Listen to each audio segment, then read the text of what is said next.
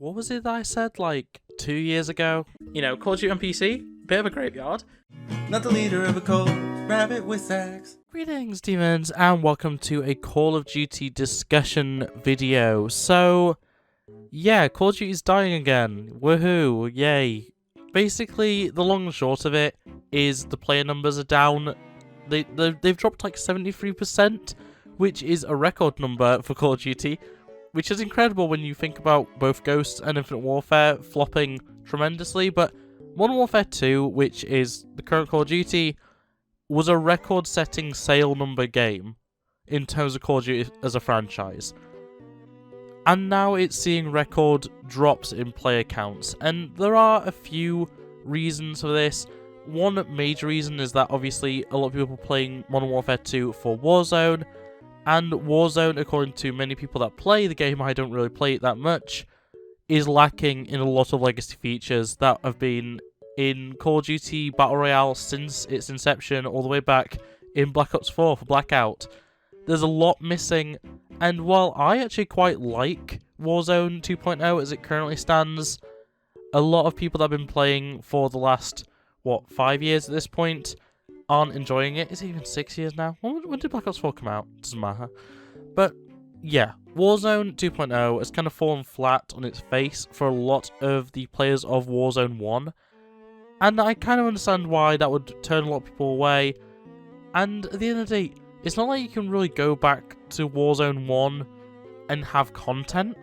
You're not going to be getting updates, you're not going to be getting anything like that. And it's just kind of a disappointment overall that Warzone 2.0 is lacking in so many things that people want to see.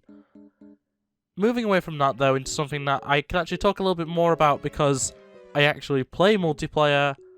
Modern Warfare 2 as a multiplayer game is lacking in content. And, as a base game, it's actually really good. It's actually up there as one of the most content-rich games in the entire franchise at launch.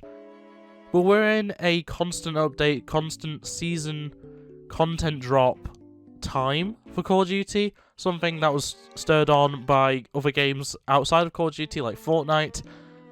And at the end of the day, Activision knows that they need to keep content flowing, or the game will just kind of fall off, will kind of just die in terms of player counts. And yet, we're seeing very little content drop in general. Nothing is supposed to be happening until Season 2, which is not until February, which is still about a month away. We're about halfway through January right now, and yeah, we're not planned to be seeing any actual content drops until next season. Which isn't great, especially when we've already seen everything leak. Literally everything that is going to be in Season 2 has already leaked, we've seen it, we know what's coming. And it's not all that special. I've personally kind of kept away from leaks in the grand scheme just because I want to be surprised. But based on what I've heard from other people in the community, it's not great. It doesn't sound all that interesting and it's kind of lacking. Which is a major issue when this game has so many players, so many sales, and has no content to speak of. It's really disappointing. On top of that, we have the major issue, the fact there is very little communication from the actual Call of Duty companies, studios, that's what I meant to say.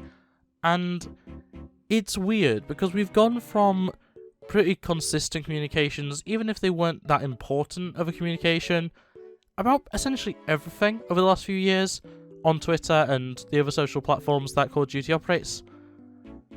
And now, Infinity Ward tweet like once, twice a week, a few times more than that, maybe, if we're lucky.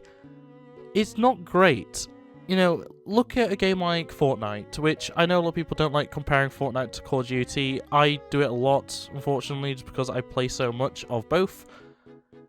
You look at their social media, Fortnite social media, there is multiple tweets, sometimes dozens of tweets, every single day, and it keeps you up to date, keeps you in the loop, it keeps you updated on various new challenge packs, various new cosmetics, new weekly quests, stuff like that, which we just don't get when it comes to Modern Warfare 2. Even looking at another game that is, known for kind of being a failure, kind of being a flop, Look at Halo Infinite, and even that sees multiple minor tweets about various content drops, various updates, various, different things that are coming to the game pretty regularly. It's so weird that Infinity Ward and Activision have kind of took a step back and gone, no, we're just not going to update things. The only place that you can get consistent updates is the Trello board, but at the end of the day, there's not like a way to get notifications on Trello board updates. You kind of just have to check it, refresh the page a little bit, hope that something changes, and if you miss something changing on that, you missed it. Unless they happen to just tweet about that one thing, you're not going to know. Even down to double XP weekends and stuff like that, we find out on the Trello board that they're happening, but there's no tweets. So if you're not playing that weekend, you have no way of knowing that there's double XP, which is really, really stupid, especially because double XP is a way of getting player numbers to go up. It is kind of confusing. And on top of the lack of communication in general, we also have the issue that Infinity Ward has been disabling replies on Twitter.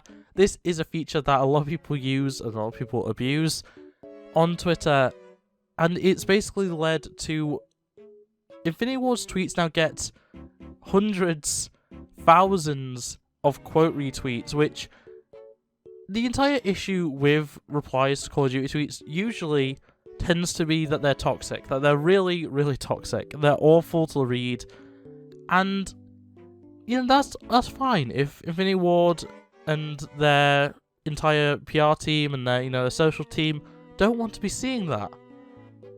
But it's become way more toxic because now quote retweets are in the picture, and quote retweets are, by and large, all toxic. Very little positivity is ever used in a quote retweet because the people quote retweeting are people that are angry, people that want to send out a message. And it's made things a lot worse for the Call of Duty team on social media, on Twitter specifically.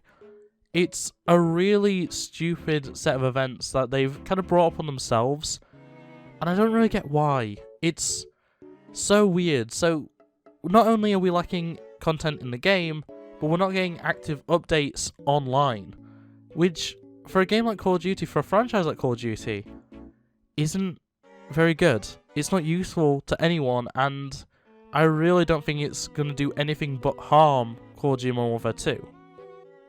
And now, I just want to quickly go over two theories that I've been hearing a lot of. I actually heard them first from Prestigious Key, Ryan over at Prestigious Key. Great channel, check him out if you're interested. But there are two leading theories on why there is both a lack of content and lack of communication, especially when Infinity Ward themselves said that both these things would be common. So, the main one, and the more realistic one for me, is that this is self-sabotage.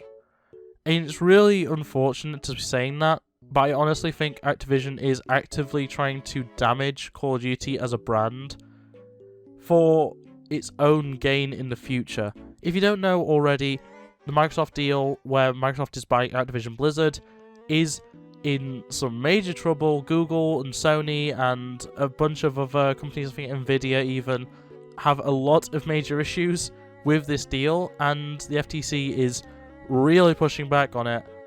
It's looking more and more like it's going to fall through, but at the same time, Activision causing damage to its own brand, to its main, sell point, Call of Duty, could be strategic in order to make it so that the value of the company drops.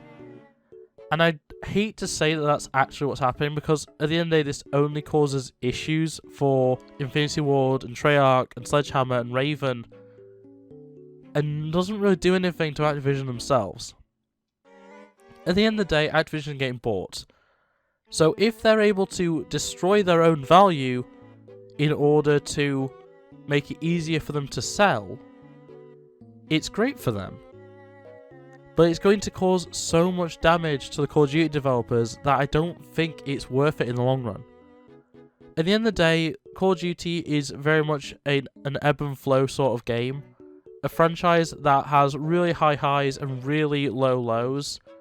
And the community kind of follows that trend with really good games followed by really bad games, etc, etc.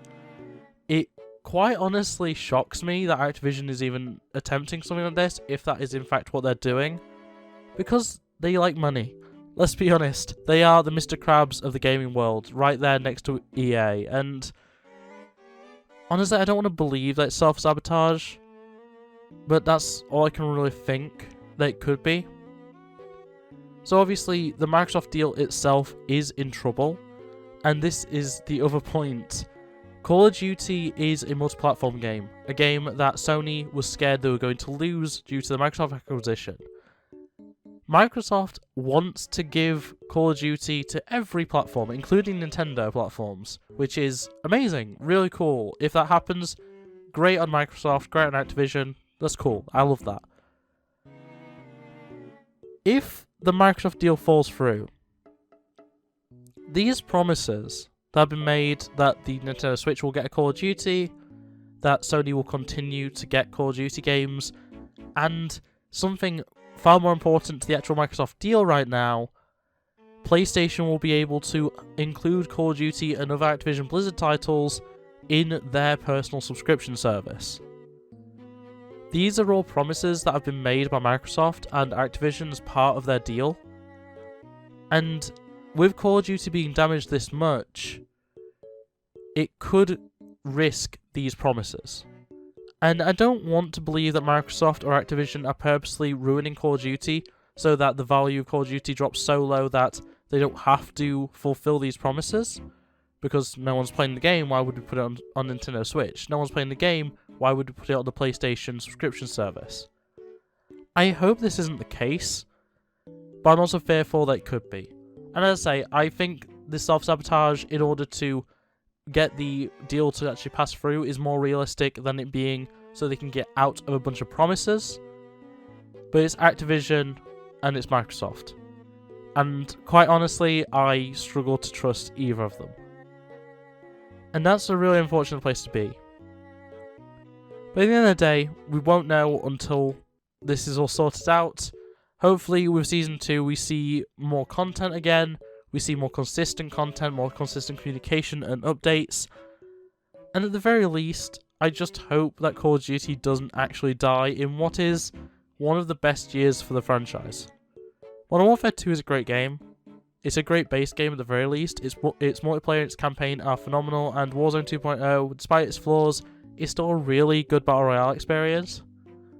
So I just hope that Activision isn't going to destroy itself, and I especially hope that Microsoft, in some sort of selfish way to make more money essentially, is sabotaging itself and sabotaging Call of Duty in order to profit. But yeah, that's going to be it for this kind of lower energy, kind of sad video. I'm sorry about that, but in any case, I hope you enjoyed it. If you did, make sure to like it, subscribe to the and ring that bell so you never miss an upload. Otherwise, comment below, what do you think of this entire situation? Do you agree with me saying that it could be self-sabotage? Do you have a different theory? If you do, please do comment below. I would love to read it. I'll try to reply to anything that I get. But yeah, otherwise, it's going to be it from me, and I'll see you next time.